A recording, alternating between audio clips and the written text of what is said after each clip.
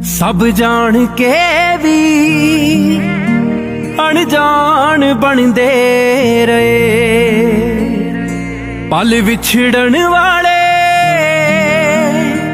गल चों नी लंघदे पे।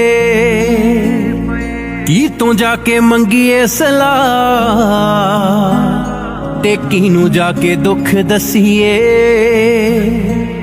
जिथे मिल जावे दिल नू सुकून केड़ी दुनिया च जा वसीए।